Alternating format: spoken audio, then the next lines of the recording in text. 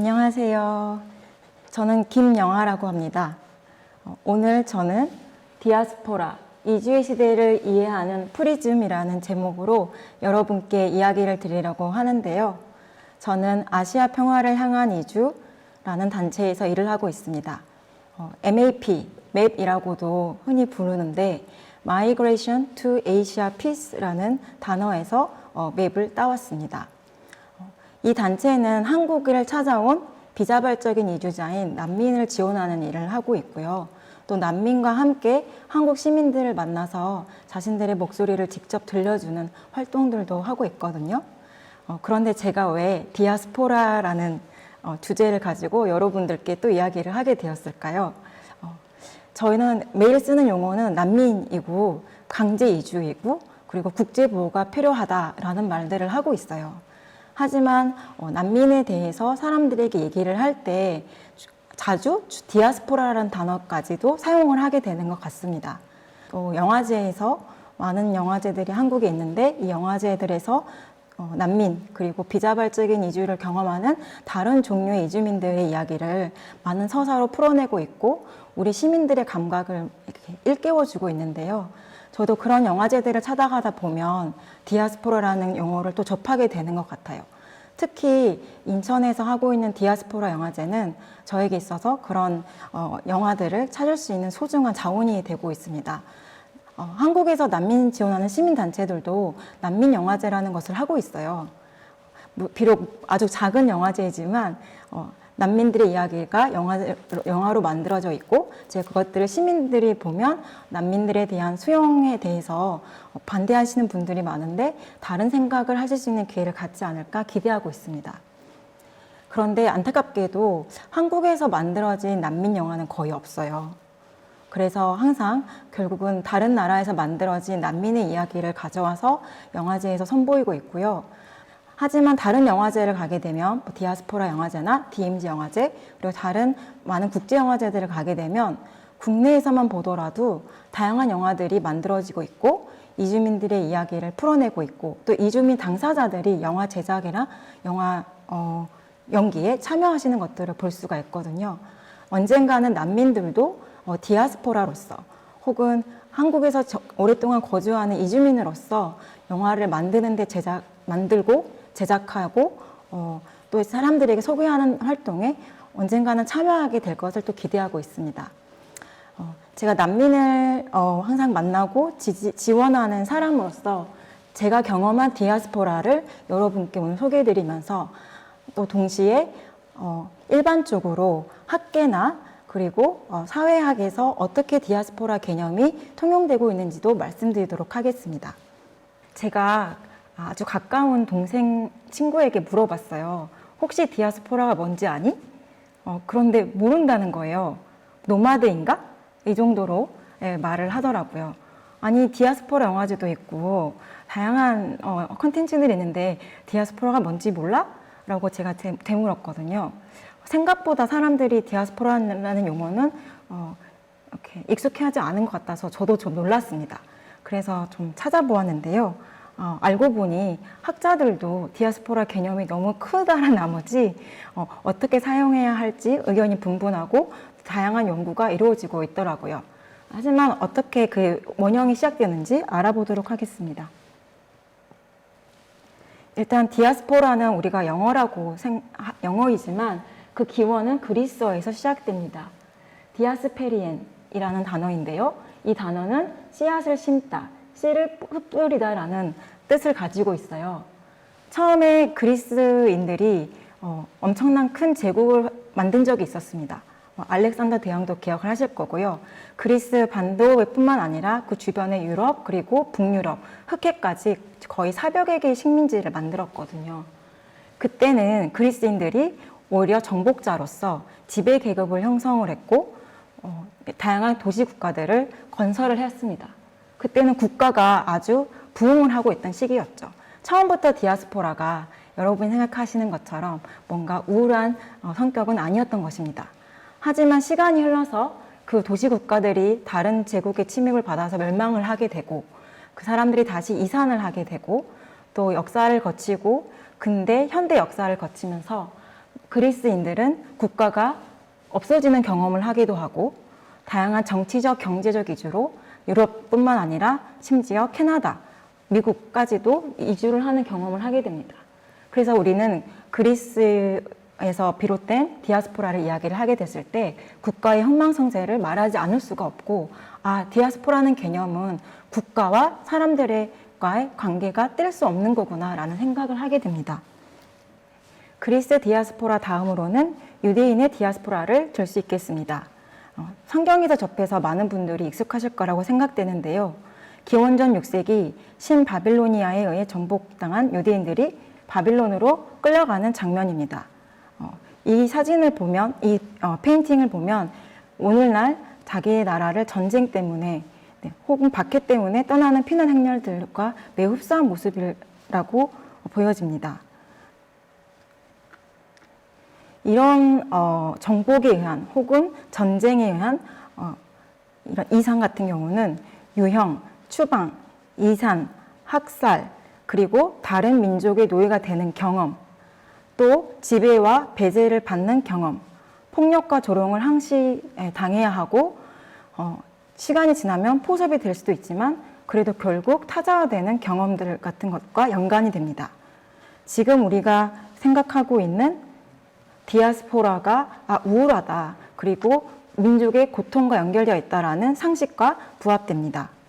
지금 보시는 지도는 한번 고향을 잃은 혹은 고국을 잃은 유랑민들이 어떻게 시간을 걸쳐서 또 다른 곳으로 이주하게 되는지를 극명하게 보여줍니다. 이러한 이주 형태는 이 사람들에게만 해당되는 것은 아니고 역사를 걸쳐서 아주 다양한 나라 사람들과 민족들에게 해당이 돼요. 그리고 여러분이 기억하시겠지만 우리의 근현대사에도 뼈아픈 기억이 있습니다.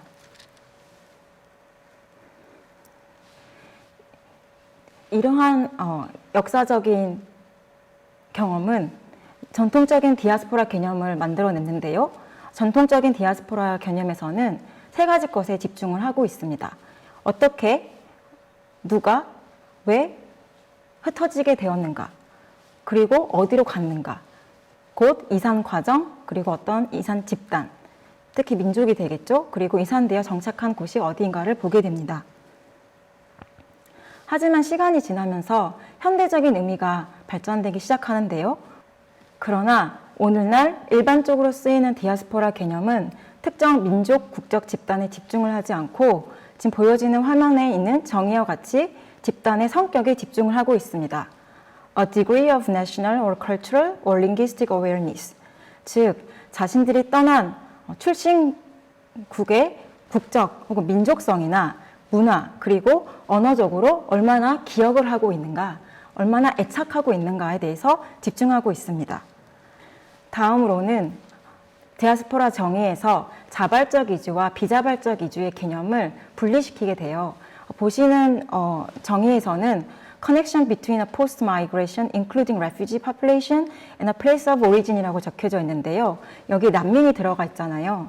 난민은 앞에서 우리가 봤던 전통적 개념에서와 같이 비자발적으로 어쩔 수 없이 국가를 잃었기 때문에 폭력을 당하고 있기 때문에 나라를 떠난 사람들인데 근데 거기에 오히려 이거를 주된 어떤 이산 집단을 보지 않고 including refugee라고 하면서 이런 비자발적인 이주뿐만 아니라 오히려 자발적인 이주가 있다는 것을 인식하고 있다는 걸 보여줍니다. 그래서 강제 이주, 자발적 이주가 다 언급이 되어 있고 또 여기 보시면 커넥션이라는 연결성이라는 단어가 있는데 이주자와 출신국 사회 간의 연결성을 폭넓은 해석을 하게 됐다는 걸 알 수 있습니다.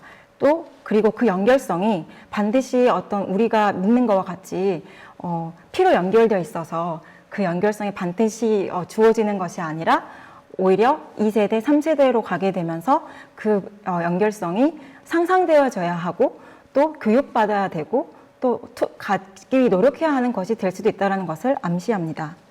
그래서 전통적인 개념과 현대적인 개념을 간단히 비교를 해보면요. 처음에는 강제 이주로 시작이 되었어요. 그리고 어떤 민족의 집단 이주를 의미했습니다.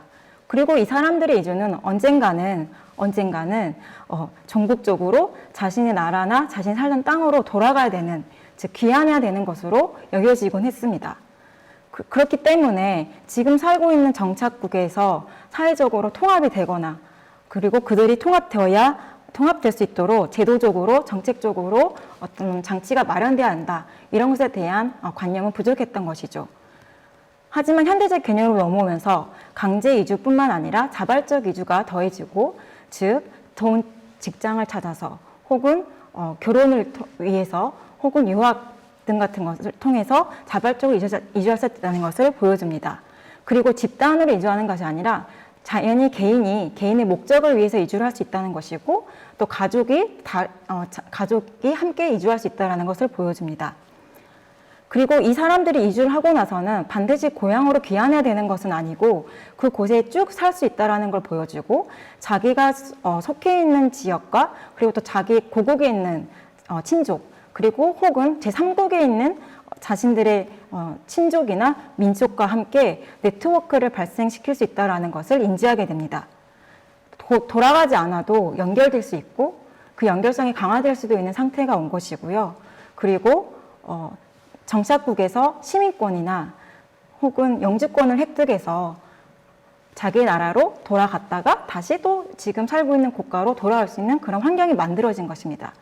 그래서 문화 같은 경우도 해외에 이주했기 때문에 이주를 했지만 고국을 그리워하면서 내 고국의 문화를 고수하기 위해서만 노력하거나 혹은 새로운 나라의 문화를 받아들이지 못하거나 그런 것이 아니고 자기의 문화를 고수하면서 또 정착국에서의 문화를 또 받아가고 그래서 문화를 또 창조해 가고 확장해 가고 또 이 문화를 또 자신의 고국에 또 전달하기도 하는 그런 이중문화주의 혹은 다문화주의로 발전할 수 있다는 것을 생각하게 됩니다. 이렇게 되면 디아스포라 개념이 오늘날의 현상들을 설명하는 다양한 개념들과 연결이 되어 있다는 생각을 하게 되는데요. 바로 세계화, 그리고 다문화나 문화적 다양성, 그리고 초국가주의 같은 개념이 될 수 있겠습니다. 물론 이 네 가지 개념은 그 시작도 다르고 또 세밀하게는 차이점을 가지고 있는데요. 하지만 디아스포라가 세계화 현상 때문에 더 지금 많아지고 있다라는 그리고 더 다양한 형태로 이루어지고 있다는 것을 우리는 이해할 수가 있고 그렇기 때문에 한 지역이나 한 공동체에서 다양한 문화와 다양한 인종과 민족, 언어가 섞이고 그리고 상호 교류하는 다문화 사회를 우리가 경험을 하고 있습니다.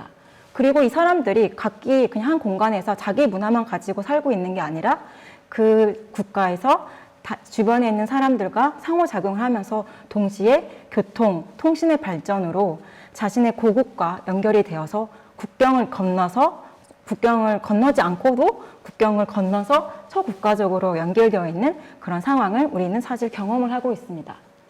디아스포라 하게 되면은 처음에 민족 개념에서 시작했기 때문에 뭔가 세계화 같은 경우는 뭔가 상충되지 않을까라는 생각을 할 수도 있는데요.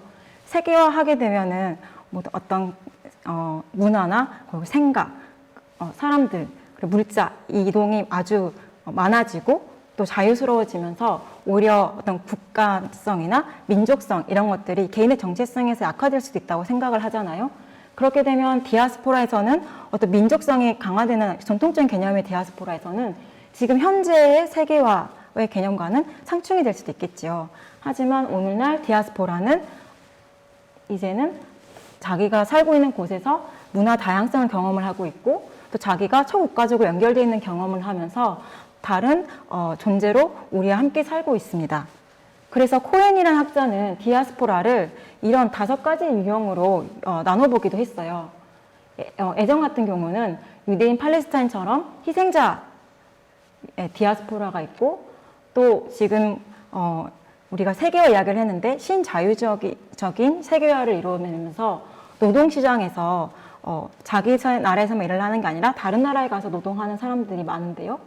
인도인들이 지금 사우디아라비아에 엄청 많이 가 있고 이탈리아인들도 전 세계적으로 지금 많이 경제적인 노동 이주를 한 바 있습니다. 그래서 노동 디아스포라가 있을 수 있고 또 무역이나 거래 같은 것을 통해서 해외에 갔다가 거기에 눌러 앉게 되는 그런 통상 디아스포라가 있고, 우리 중국인, 화교를 생각하시면 쉽게 이해할 수 있겠습니다. 그리고 아주 오래전 예전에 혹은 그리스가 부흥했을 때처럼 포르투갈이나 스페인, 프랑스, 영국, 미국 이렇게 제국주의를 가졌던 나라들 같은 경우는 영토를 이렇게 식민지를 만들어내면서 식민지에 가가지고 정착을 하고 거기서 나라를 건설하면서 제국 디아스포라를 이루기도 했습니다. 그리고 현재 카리브해에 많은 섬들이 있는데 그 섬 내에서 문화 디아스포라가 이루어지고 있기도 합니다. 지금 보시는 거는 아프리카 대륙인데, 아프리카 대륙 같은 경우는 다양한 분쟁 때문에 많은 이주가 이루어졌어요. 콩고 같은 경우는 앙골라 사람들이 많이 살고 있고, 우간다에는 콩고 사람들이 살고 있고, 네, 앙골라에도 콩고 사람들이 살고 있고, 이렇게 전쟁 때문에 이웃 국가로 다 탈출해서 서로 오히려 인구 이동이 주고받는 그런 상황이 이루어져 있고요. 최근에는 중국이 통상을 위해서 많은 진출을 하게 되면서 중국인 디아스포라 공동체가 많이 형성되고 있는데, 흥미롭게도 저기 제일 끝에 작게 있는 모리셔스라는 섬에서는 중국인의 그런 그 새해 설날이 국경일이라고 합니다. 그래서 그 정도로 디아스포라 공동체가 영향을 미치고 있고요. 아시아 같은 경우는 한국 사람들이 지금 일본과 중국에 많이 가 있고, 그리고 카자흐스탄이라든지 그런 탄이 붙는 나라들 같은 경우는 러시아 사람들이 많이 가 있는 것을 알 수가 있습니다. 최근에는 러시아 사람들이 한국으로도 많이 이주를 하고 있는데, 현재 러시아에서의 어떤 국제 정세와 또 한국과 러시아 간의 어떤 교류 관계가 영향에 따른 현상으로 풀이됩니다.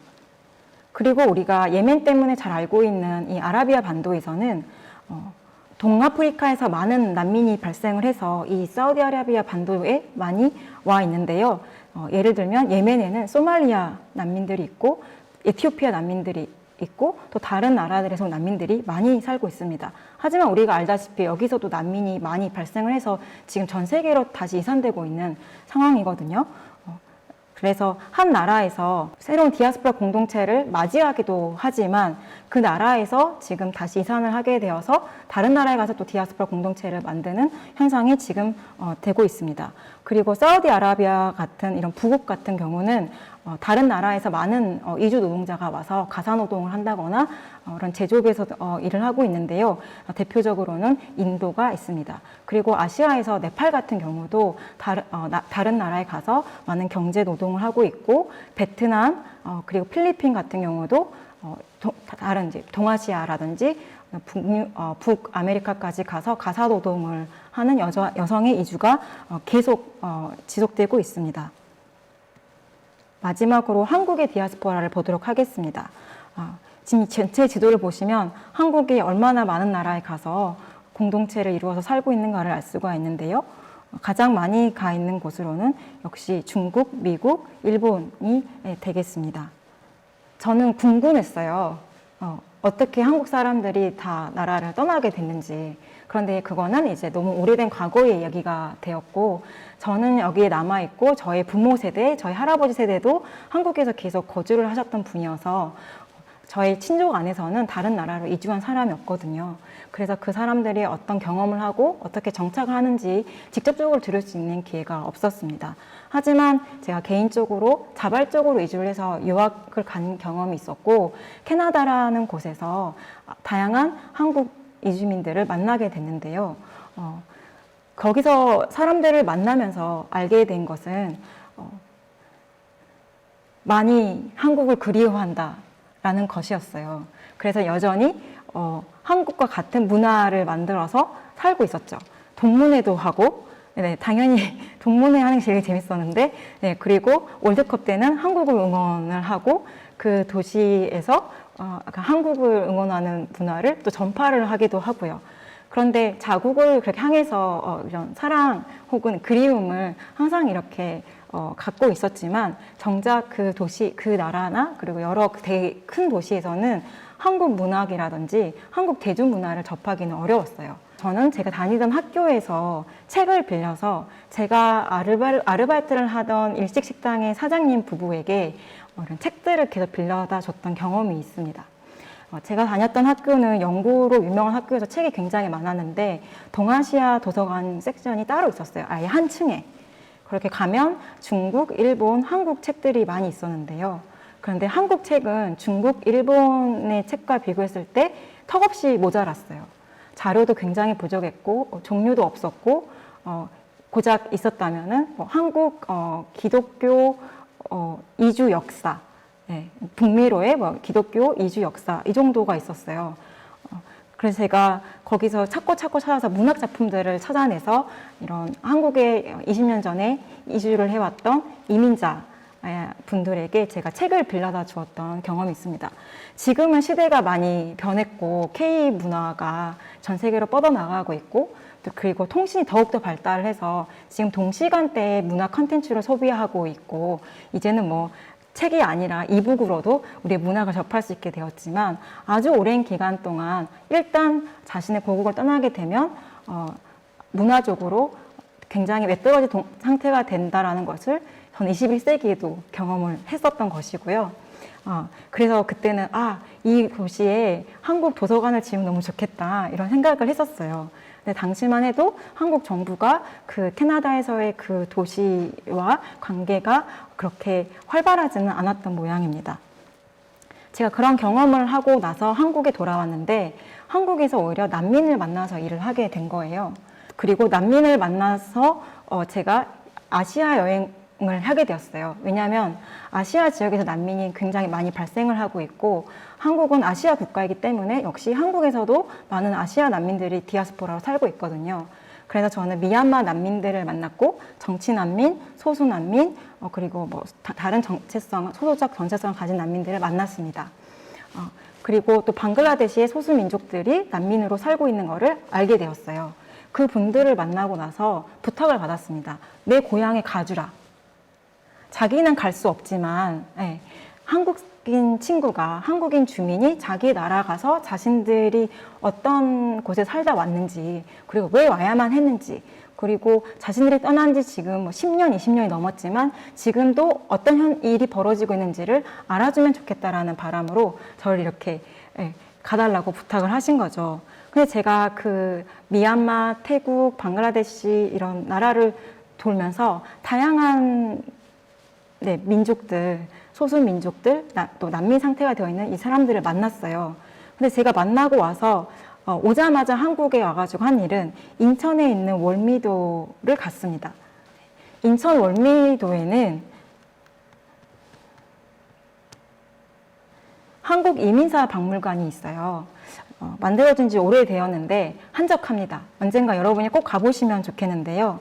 저는 궁금해졌어요. 이렇게 자신의 나라를 떠나서 한국에 와 있는 사람들의 저는 역사와 고장을 찾아서 가봤잖아요. 그런데 그러면 우리나라를 떠난 사람들은 어디로 갔을까? 물론 캐나다에 가서 나는 만난 적이 있지만 그 사람들은 과거에 어떤 경험을 했을까 갑자기 궁금해졌어요. 그래서 여기를 가보게 됐는데 정말 수많은 대륙과 수많은 나라로 이렇게 가셨던 것을 알 수가 있었고 그게 바로 첫 번째 그 떠났던 곳이 장소가 인천이었다는 걸 알 수가 있었고요. 여기 가시게 되시면 처음으로 발행된 여권, 출국을 위한 여권을 보실 수가 있고 또 포토 브라이드라고 이미 하와이로 이렇게 이주한 남성들에게 시집을 가는 한국 여성들의 이야기가 나와요. 마치 지금 오늘날 우리나라에 난민이 먼저 왔는데 그 난민이 남성이었어요. 그런데 그 사람이 한국에서 배우자를 찾는 게 너무 어려워서 고국에서 신부를 소개받아서 신부가 결혼을 하기 위해 한국으로 오는 경우가 있긴 하거든요. 그리고 그 사람들 그럼 어떻게 데이트를 하거나 최근에는 이제 화상통화로 데이트를 하는데 아주 오래전에는 그게 사진이었던 거예요. 저는 이런 이야기들이 사실 일본인의 이야기인 것만 알았어요. 왜냐하면 하와이에 처음에 최초에 정착했던 이주민들이 일본인이거나 중국인이었거든요. 사실 캐나다, 미국도 마찬가지입니다. 어업을 통해서 혹은 철도를 지으러 싼 노동력이 되어서 갔었거든요. 한국 이주 노동자는 사실 후발주자였어요. 그래서 일본 사람들보다 더 싸게 일했기 때문에 한국 노동자를 받아들인 거거든요. 그랬는데 그런 역사만 저는 대강 알고 있었는데 그 한 사람이 먼저 건너가고 나서 그 뒤에 어떻게 결혼을 하고 어떻게 가족을 이루었는가 이런 가족의 역사를 또 알 수가 있었고 그 사람들이 그곳에 정착을 하면서 고국과 끊어지지 않는 어떤 관계를 유지를 하는데 대부분은 정치적인 관계, 즉 한국의 식민으로부터의 독립운동을 지지하는 운동을 많이 하셨더라고요. 그런 자료들이 개인의 구술사와 또 사진들 그리고 한국 디아스포라 공동체가 발간했던 신문들 이런 그리고 목소리들 자료들을 볼 수가 있었습니다. 제가 갔던 날은 마침 특별 전시관에서 사할린 동포 관련해가지고 전시를 하고 있었어요. 그리고 또 나중에는 또 하와이의 한국 한인들의 어떤 이야기들을 또 특별 전시를 하기도 하고 이렇게 돌아가면서 계속 다양한 전시를 하고 있더라고요. 제가 이 전시를 보면서 떠올린 어떤 공연이 하나 있었는데 바로 오래된 기억이라는 공연입니다. 무브먼트 당당이라는 예술극단이 2011년, 2013년에 올린 작품인데요. 제가 난민 일을 하면서 접하게 된 연극 작품입니다. 제가 난민의 정서를 느끼기 위해서 저는 당시에 한국인들이 다른 나라로 가서 어떤 경험을 했는가, 어떤 감정을 느꼈는가를 알아야 했던 것이죠. 그래서 초대받아서 가서 봤던 작품인데요. 거기에서 이러한 것이 소개가 되었어요. 한 줌의 흙 속에 나는 내 모국어의 모든 흔적들을 묻었습니다. 그 흔적들은 마치 개미들이 모아놓은 솔방울 가시들 마냥 널브러져 있습니다.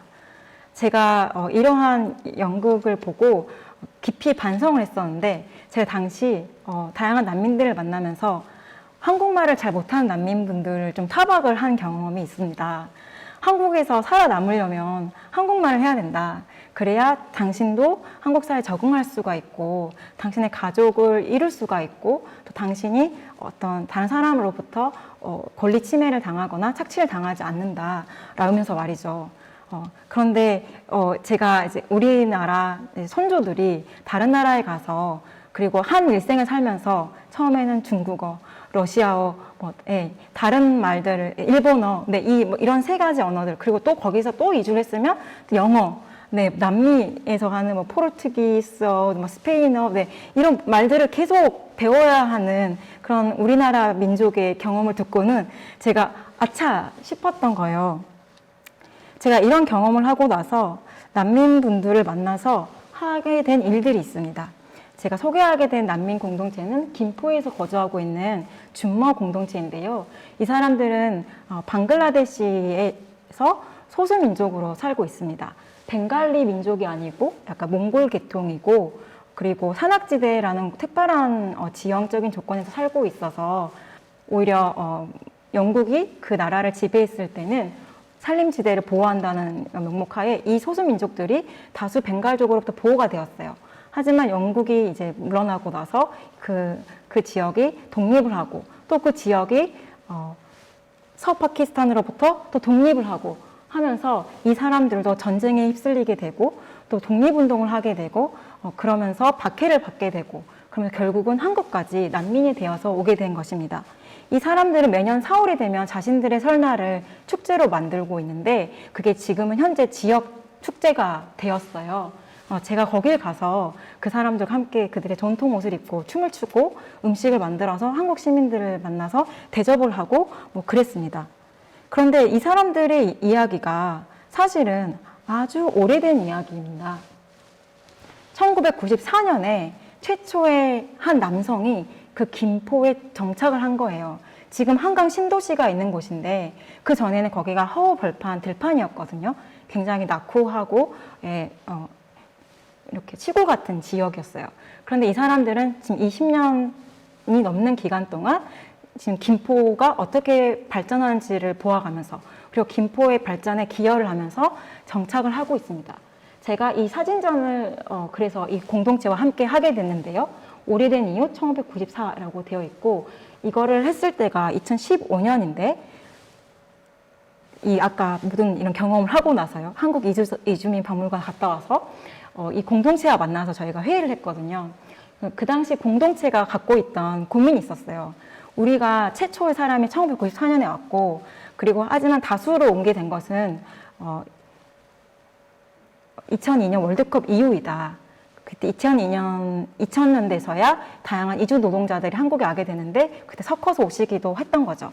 그러면서 이제 자신들이 난민이라는 걸 밝히면서 난민으로 인정을 받아서 공동체를 이루게 된 분들인데, 그때 1세대가 있는데 지금은 2세대까지 지금 아이들이 있고, 그리고 최근에 도착하신 분들은 90년대, 2000년대에 오신 분들이랑 다르다는 거예요. 그래서 지금 이 작은 공동체 안에서 세대 갈등이 있다는 거죠. 처음에 왔던 그런 난민들은 한국에 오자마자 기자들을 찾아가고 한국 시민단체를 찾아가서 우리나라에서 어떤 일이 벌어지고 있는지, 우리 민족이 어떤 박해를 받고 있는지를 알렸어요. 그래서 연대를 요구를 했고, 그리고 난민으로 인정을 받아서 받은 후에는 이 지역사회에서 뿌리를 내리면서 또 지역의 주민들과, 그리고 지역의 의원들과 또 교류를 하면서 이 지역에서 주민으로서 열심히 활동을 하고 있었습니다. 그래서 인권 공동체이면서 또 지역의 어떤 외국인 공동체로서 역할을 톡톡히 하고 있었거든요. 그런데 최근에 오신 분들은 이런 공동체성이라든지 자기 민족 문화를 계승하거나 또 보존하기 위해서 축제를 한다라든지 이런 것에 관심이 별로 없다는 거예요. 그래서 세대 갈등이 있다고 하셨습니다. 그래서 오히려 자기 내부에서 뭔가 세대들이 함께 뭔가 일을 하면 좋겠다고 하셨고, 그래서 저희가 기획을 했던 것이 이런 마을에서 정착을 하고 있는 모든 가족들을 모아서 사진을 찍는 것이었어요. 그런데 그때 사진전에 와서 한 한국인 부부가 하신 이야기가 기억에 남습니다. 사진전도 그 공동체가 속해 있는 마을에서 했거든요. 재밌게도 독립기념관에서 했어요.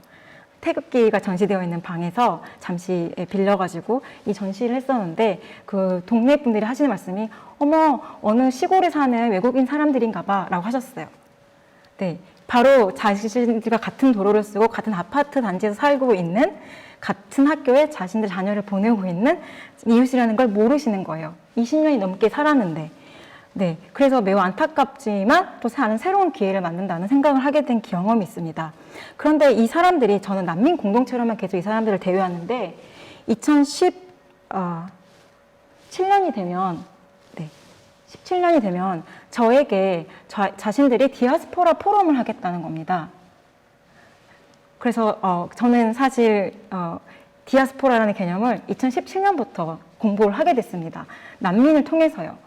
이렇게 소수민족으로서 오랜 동안 박해를 받아왔고 또 오랜 기간 동안 수많은 나라로 흩어져 버린 이 난민들은 자신들을 이미 디아스포라라고 인식을 하고 있었고, 난민이라는 것 이전에 다른 국제사회에서는 뭐 소수민족, 인디지너스 피플이라던가 아니면 디아스포라라는 개념으로 아예 다 소개되고 활동을 하고 있고 그렇더라고요. 그래서 이게 제1회 국제 디아스포라 포럼인데 2021년인 올해에도 네, 디아스포라 포럼을 온라인으로 했거든요. 올해 주제는 코로나 상황에서 지금 디아스포라 공동체들이 각국에서 어떤 경험을 하고 있는가, 굉장히 힘든 상황에 있는데 우리가 소국가적으로 연대를 해서 서로 경제적으로 혹은 인권적인 측면에 도울 게 없는가, 이런 걸 토의하는 자리였어요.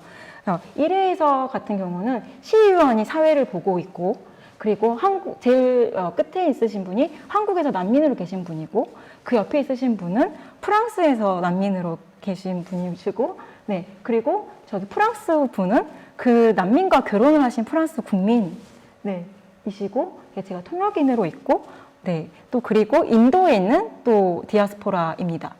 그래서 네, 이 분들이 다 모여서 자신들의 민족이 다른 나라에 가서 어떻게 공동체를 내리고 있는가, 공동체를 튼튼하게 그리고 건강하게 만들어가는 방법은 무엇인가, 네, 그런 걸 토의하는 자리인데 김포시에서도 매우 큰 관심을 보였던 것으로 기억합니다.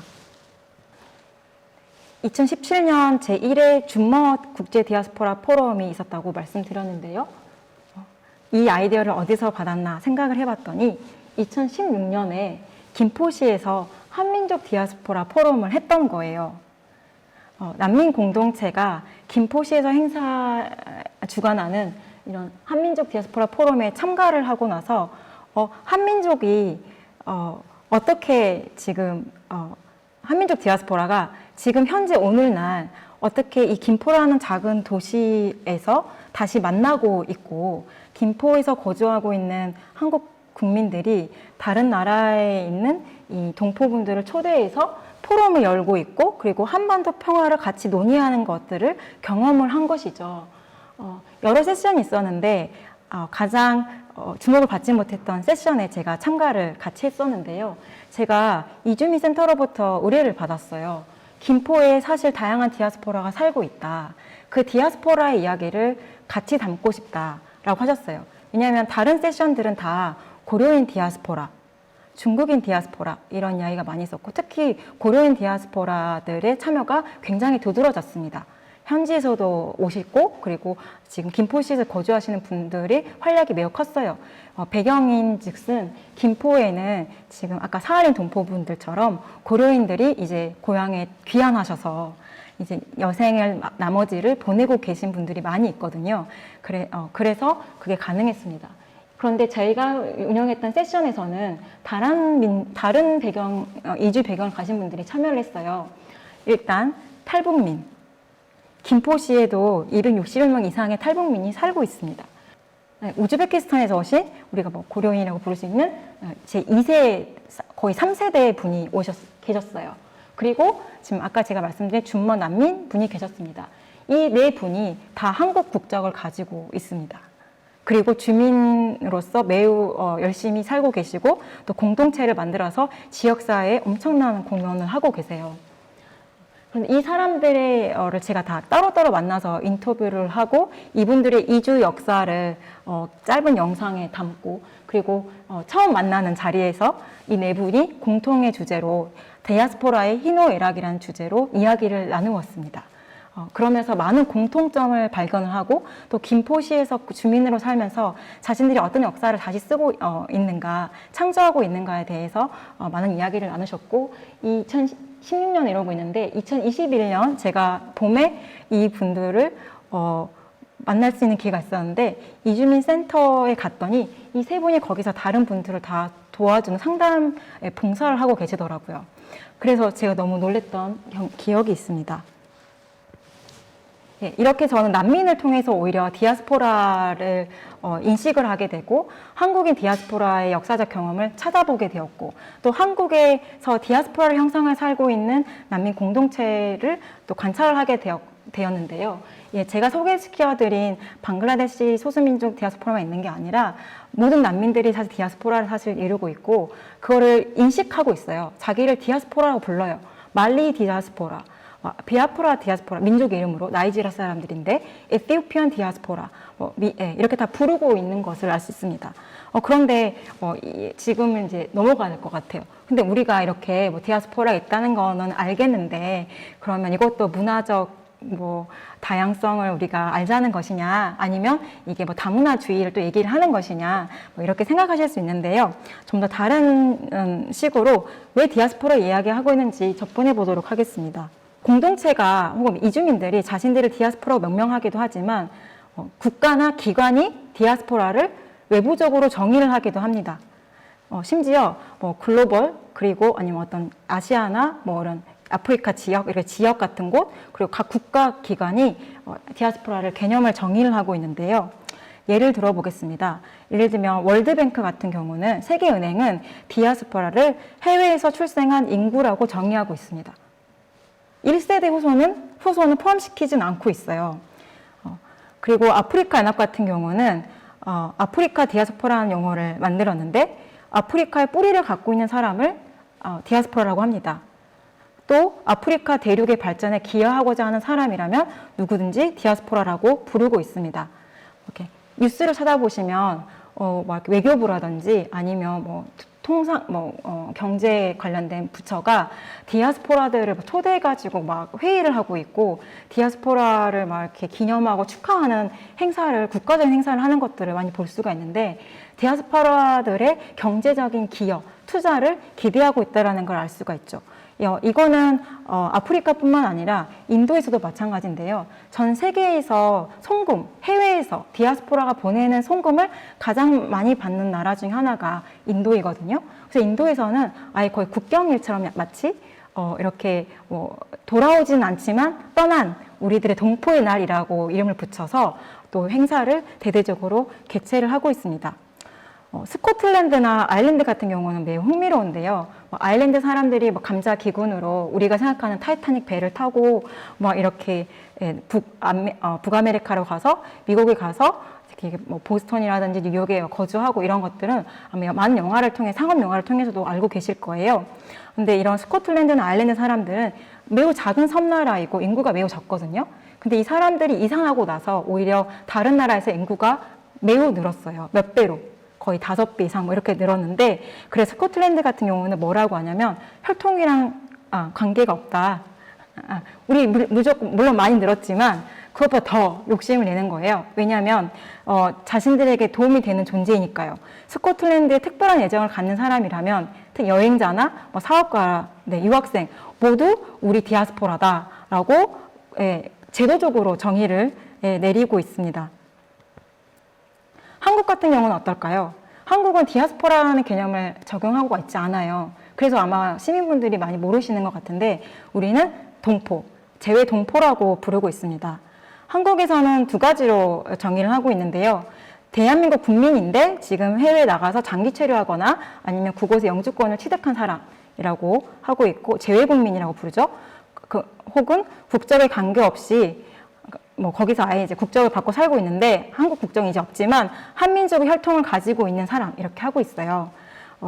그리고 이 사람들이 2018년 12월 말 기준을 보면은 거의 750만 명이 되고 있고, 그 안에 64%가 외국 국적을 딴 사람들입니다.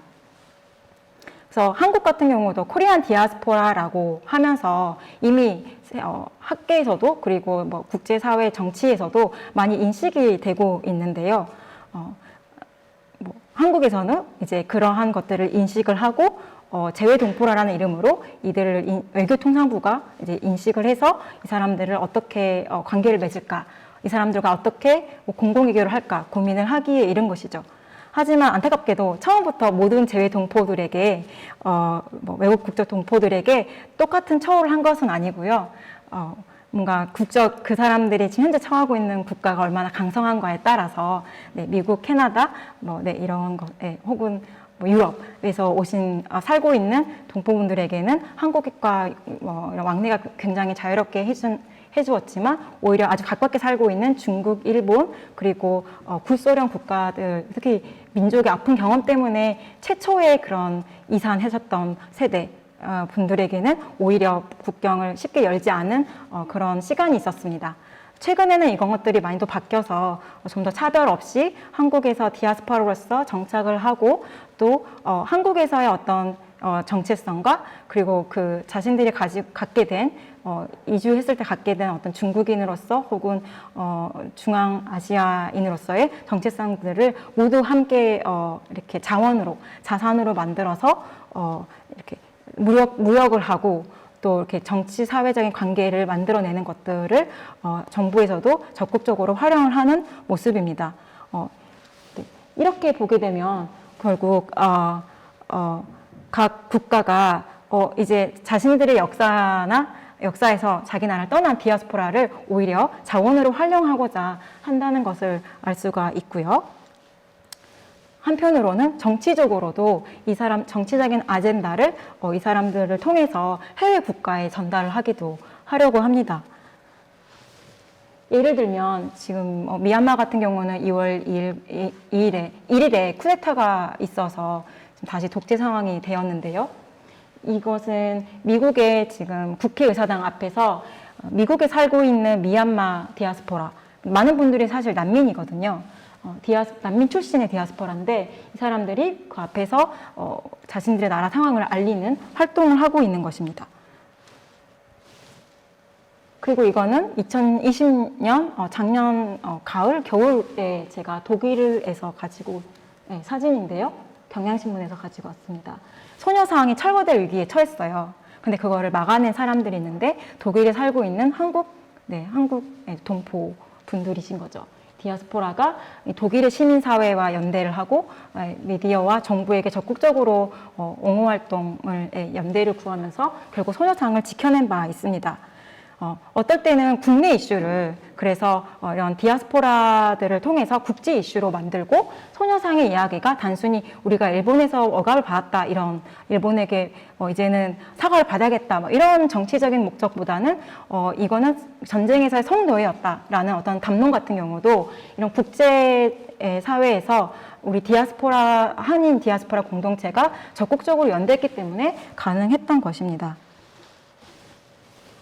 그리고 말씀드렸지만 이제 디아스포라가 이제는 자기 나라로 완전 뭐 귀환을 하는 것이 꿈이 아니라 이제 이미 거주하고 있는 장사국에 살면서 다시 또 시민권을 얻고 또 다양한 활동을 통해서 자신들의 모국 혹은 부모님과 그 증조부 그 위에 세대였을지라도 자기가 심지어 언어를 못할지라도 그 나라에 가서 관계를 맺고 투자를 하고 사회적인 활동을 하고 이러는 것을 알 수가 있었는데요. 이런 것들을 다 인식을 하게 됐기 때문에 국제사회라던가 각 국가의 정부들은 이런 디아스포라를 적극적으로 활용하자라는 기까지 이르게 됩니다. 이거는 2021년 1월에 미국의 국제개발 원조 기구인 USAID가 만들어낸 포스터거든요. 우리는 디아스포라와 함께 일을 합니다. 다른 나라의 개발을 하기 위해서.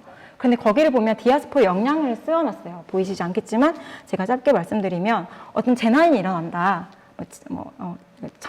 천재지변이라든지 재난이 일어난다. 사회적 위기가 온다 하면 이주민들이 가장 먼저 나서서 사회봉사 활동을 하더라. 라고 이거를 인식을 한 거예요. 그리고 심지어 그 나라에 가서 봉사활동을 하더라. 아주 적극적으로 하더라라는 것들을 알게 되었고, 그리고 이 사람들이 엔터프리너, 사회적인 어떤 혁신가나 인베스터로서, 투자자로서 거기에 가가지고 자본을 전달해 주더라. 뭐 이런 것이 있었거든요. 그런데 우리나라 같은 경우도 예를 들면 우리 뭐 코오롱 같은 방식 회사 같은 경우는 그게 코리아 플러스 나이롱인데 회사 이름이 나이롱을 만드는 기술을 누가 전수해줬냐면 제1교포가 한국에서 와서 전수해줘서 코롱이 된 거거든요. 마치 이런 것처럼 이제는 이 사람들이 기술과 지식을 가지고 가서 자신들이 아주 오래전에 출신국으로 가서 그 나라의 개발에 기여를 하고 그 개발이 거기에만 기여를 하는 게 아니라 이 자원을 보낸 나라, 미국 같은 나라에도 오히려 역으로 도움이 되더라. 네. 같이 상호 국가 간의 통상이 매우 커지더라. 외교 관계가 더 가까워지더라. 이런 거를 경험을 하게 된 것이죠. 저 같은 경우는 이렇게 경험을 하나씩 해가면서 디아스포라를 알게 되었고, 오늘 이런 강연할 수 있는 기회를 갖게 되면서 다시 한번 학계에서 어떻게 디아스포라를 사용하고 있는가를 찾아보게 되었고, 최근에는 제가 오래전에 캐나다에서 경험했던 것과 다르게 이제는 국내에서 국외에서 모두 디아스포라들에 대해서 좀 더 문화적으로 콘텐츠로 소비하고 있다는 것도 알게 되었어요. 여기는 수키킴이라는 어떤 우리 동포가 미국에서 한국 사람들을 통역하는 통역인으로서 법정에서 일을 하고 있는 사람이 이렇게 주인공이어서 써진 미스터리 소설이거든요. 아주 유명한. 네, 거기서 이제 막 이중의 정체성을 이렇게 고민하는 그런 이야기가 나오는데, 이 파친코라는 책은 최근 몇 년 전에 발간이 되었고, 이것도 마찬가지로 미국에 있는 우리 동포가 쓴 책인데, 흥미롭게도 일본에 있는 제1 동포들에 대한 이야기를 썼어요. 그래서 일본으로 이주한 한국 가족의 역사를 썼고, 미국을 거의 휩쓸었어요. 제가 이 두 책을 소개시키는 이유는 이 책을 가장 많이 소비한 사람들, 처음에 이 책을 사서 읽기 시작한 사람들이 한국 동포들이 아니라 백인 여성들이었다는 것을 말씀드리고 싶어요. 그리고 여러분이 이제는 아주 잘 알고 있으신 캐나다에서 만들어진 드라마, 네, Kim's Convenience Store였던 것 같아요. 김씨네 편의점 TV 시리즈가 있고, 그리고 미나리 영화가 미국에서도 흥행을 했고 지금 전 세계에도 영화가 틀어지고 있는데요. 이렇게 지금 북미에서는 드디어 한국의 디아스포라 공동체가 주류 문화에서도 이제 소비가 되고, 한국인들의 이야기, 한국 디아스포라 가족의 어떤 이야기들이 이제 모든 미국이나 캐나다에 있는 모든 디아스포라 공동체, 다른 나라, 다른 민족 출신들도 공감하는 이야기로서 소비되고 있다는 것을 알 수가 있습니다. 그럼 우리는 어떨까요? 우리는 한국에서 디아스포라를 어떤 식으로 접하고 있을까요? 생각해 봤습니다. 그런데 제가 보면 지금 우리나라의 디아스포라들, 외국인 디아스포라를 보면 이주의 역사들을 다시 보게 되는데, 이제 아마 언젠가는 한국에도 이주민 박물관이 또 생기면 그건 한인의 이주 역사가 아니라 한국으로 이주 온 사람들의 박물관이 만들어질 것 같아요. 그렇게 되면 우리 난민들이 이렇게 가졌던 행사들, 이런 사진들이 이제는 거기에 걸릴 수 있을 거라는 생각이 드는데요. 그런데 우리의 이주 역사를 보면 이주 노동자가 있고 결혼 이주 여성이 있고 그리고 난민들이 있는데요. 또 이제 아주 오래전에 우리나라를 탈출해서 흩어져 살았지만 이제 한국에 귀환을 하는 고려 동포분들이나 중국인 동포, 구소련 동포분들이 있을 수 있겠습니다. 근데 우리는 지금 수가 굉장히 많고 거의 200만 명이 넘어갔는데 점점 수가 늘고 있음에도 불구하고 우리는 이 사람들을 만나기가 어려워요. 뉴스에서는 많이 듣죠. 이런 사건이 터졌다. 산업 현장에서 이주 노동자가 죽었다. 죽음이 외주어를 하고 있는가. 비닐하우스에서 이주 여성 노동자가 얼어 죽었다. 이게 무슨 말이 되느냐, 한국에서 21세기에. 혹은 난민들이 왔는데 난민을 반대하고 있다. 난민을 수용을 찬성하고 있다. 이런 이야기가 이루어지고 있고, 아프간 난민들이 왔는데 난민을 부르지 못하고 어떻게 다르게 명명해서 한국에 데리고 있을까? 이런 고민을 하는 그런 어떤 뉴스로서만 이런 디아스포라 공동체가 인식이 되고 있어요. 우리가 이렇게 디아스포라 영화제도 있는데 왜 그럴까? 저 같은 사람은 디아스포라 영화제 같은 것을 가야지만 디아스포라들의 좀 더 삶의 이런 작은 세밀한 부분, 그리고 그 사람들이, 디아스포라들이 한국에 살면서 어떤 경험을 하고 주민들과 어떤 상호작용을 하고 또 어떻게 자기의 정체성과 외형과 이런 자원들을 확산시키고 발전시키고 있는가, 또 이걸 또 한국 사람들이 또 어떻게 받아들이고 있는가, 이런 것들을 다 영화제에 가야지만 볼 수가 있는데, 영화제 3일 하루 이렇게 하잖아요. 근데 왜 이런 것들은 TV에서는 볼 수가 없는가? 왜 TV에서는 좀 다른 식으로 보여지고 있는가? 유학생들이라거나 성공한, 그리고 한국말을 매우 잘하는 전문 직종의 대부분 피부색이 하얀 사람들이 TV에 나와서 활동하는 걸 볼 수가 있거든요. 물론 이웃집 찰스라던가 다문화 고부들을 이런 결혼 이주 여성과 시어머니를 보여주는 이런 프로그램도 있고 하지만 TV에서 보여지는 외국인 디아스포라는 그렇지 않습니다. 한국의 음식을 찬미하고, 그리고 한국말을 너무 잘하고, 또 한국이랑 사람이랑 결혼을 했다 할지라도 유색 인종이라거나 가까이 있는 우리나라의 이주 노동자로 와 있는 그런 국가들 출신보다는 다른 나라 사람이 많은 경우죠. 그래서 제가 말씀드린 오히려 큰 디아스포라를 우기는 우리 동포분들이나 혹은 이주 노동자, 결혼 이주 여성, 그리고 난민 같은 경우는 그냥 사회적인 소수자, 우리의 주변부에 존재하는, 내가 매일매일 만날 수 있지는 않지만 물론 이런 산업 현장이라든지 농촌에서는 많이 아세요. 하지만 지금 서울에 살고 있거나 대도시에 살면서 이렇게 지하철 타고 출근하시는 분들은 그냥 관광객이나 유학생으로 인식하실 것이지 아마 이런 사람들을 인식 못 하실 거거든요. 그런데 영화제나 가야 이런 사람들 이야기를 듣고 이 사람들이 소외되어 있고 인권의 하락지대에 있으니까 좀 알아보자, 이런 식으로 우리가 이 사람들을 보게 되는 것 같아요. 그런데 우리가 이주 노동자, 난민 이렇게 이 단어만 가지고 우리가 시민들이 이 사람들 만나게 되면 이러한 작은 상자에서 벗어나기가 어려운 것 같고, 디아스포라라는 용어를 우리가 좀 더 편하게 사용을 하게 되면 그런 이 사람들에 대한 어떤 이주, 노동자, 결혼, 이주, 여성, 난민 이런 단어에 갇혀진 그 사람들에 대한 어떤 그런 스테레오타입이나 고정관념이나 편견에서 좀 깰 수가 있지 않을까라는 생각을 합니다. 디아스포라라는 거는 오히려 그래서 이 사람들이 이제는 언제 돌아갈 거야? 원래 최초의 그 전통적인 개념의 디아스포라는 이거였잖아요. 언젠가는 집에 돌아갈 사람들이다. 그래서 지금 아프간 난민들이 왔고 여러 난민들이 와 있는데 이 난민들이 가장 받는 질문 중 하나 이거예요. 왜 하필이면 한국이냐? 두 번째는 그러면 나중에 자기 나라가 좋아지면 돌아갈 거냐, 이런 거거든요. 근데 저는 이런 질문을 들을 때면 굉장히 아주 오래된 사고 방식으로 우리 사회에 온 이주민을 혹은 디아스포라를 만나고 있구나라는 생각을 해요. 지금의 디아스포라는, 현대적인 개념의 디아스포라는, 우리가 경험을 하고 있는 디아스포라는 이제는 하나의 정체성을 가진 사람이 아니고 문화적으로 한국 문화를 적응하지 못해서 우리나라에 폐해를 끼치거나 질서를 흐트러 드릴 존재가 아니라 자신들의 문화를 어느 정도 수용하고 또 지키려고 하고 하면서도 동시에 한국 문화를 또 갖게 되고, 그리고 또 새로운 문화를 창조하게 되고, 그리고 뉴스 같은 경우도 한국 뉴스도 보지만 매일 인터넷으로 SNS로 자기 나라의 뉴스를 소비를 하면서 몸은 여기에 존재를 하지만 어떤 사건과 의식과 정보는 이런 국경을 초월해서, 혹은 국경의 경계나 혹은 국경을 초월해서 모든 것들을 소비하는 존재입니다.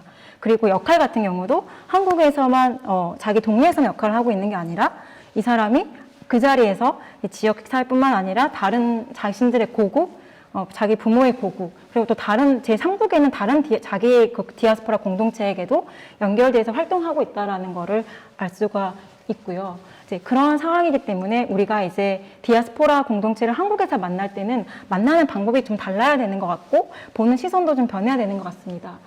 더 자주 만나고 또 자주 이 사람들의 이야기를 담은 책이라든지 그리고 글, 어떤 다른 컨텐츠, 그리고 이제 이런 영상 컨텐츠, 영화 같은 것들을 보고 또 함께 한 공간에서 어떤 체험을 하면서 이야기를 나누면서 우리의 경계를 인식하는 동시에 또 그거를 같이 지워나가는, 또 공통점을 발견하면서 또 동시에 다른 점 같은 경우는 더욱더 우리가 뭔가를 창조하고 발전시키기 위한 자원으로 쓰는 그런 이런 만남의 형태로 변해야 된다고 생각을 합니다.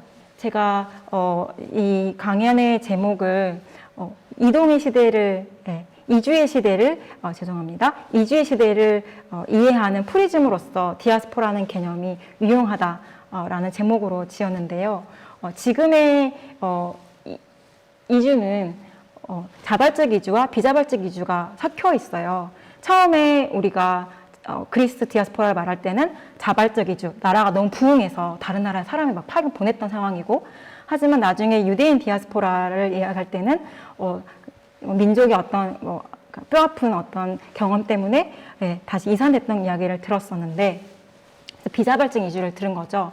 오늘날 같은 경우는 이런 신자유주의 경제 사회에서 세계화를 통해서 자발적 이주가 매우 많이 이루어지고 있습니다. 그런데 동시에 마치 예전에 유대인 디아스포라처럼 비자발적 이주가 지금 매우 빠르게 증가를 하고 있어요. 그래서 여러분이 아는 난민도 늘어나고 있는 건데, 지금 2010년부터 지금 10년 동안 거의 비자발적 이주 인구의 수가 2배 이상이 넘었고요. 지금 전 세계 인구를 봤을 때 자연적으로 늘어나는 인구보다 비자발적으로 발생한 인구가 더 빨리 증가를 하고 있대요. 그리고 2차 세계대전 이후에 가장 최악의 비자발적 이주 인구가 생겨서 지금 8천만 명이 넘었습니다. 네, 이 정도라면 우리나라를 만들고도 남는 인구인데 전 세계로 흩어져 있는 것이죠. 그래서 지금 지금 이 이주의 시대, 자발적 이주와 비자발적 이주가 동시에 이루어지고, 근데 어떻게 이주가 이루어졌는지에 따라서 위계의 질서가 생기고 서로 바라보는 다른 시선을 받게 되는 상황에 살고 있는데, 우리가 디아스포라는 개념을 갖게 되면 디아스포라 공동체 안에는 다 있어요. 자발적인 이주민과 비자발적인 이주민이 또 다른 세대들, 1세대, 2세대, 3세대가 다른 이유로 다 이주를 했는데 같이 디아스포라 공동체를 이루어서 살고 있거든요. 그래서 더 다양하게 이주의 경험을 볼 수 있고, 그들 안에서의 차이와 그들이 만들어내는 역동적인 문화적인 자산, 경제적인 기여들을 볼 수 있을 것 같습니다. 네, 그래서 디아스포라는 개념이 오늘날 이주의 시대를 이해할 수 있는 좋은 개념이 아닐까 싶습니다. 네, 오랜 시간 동안 들어주셔서 감사하고요. 더 많은 디아스포라의 이야기를 영화제에서뿐만 아니라 또 주류 미디어에서도 언젠가는 보실 수 있는 날이 오길 바랍니다. 감사합니다.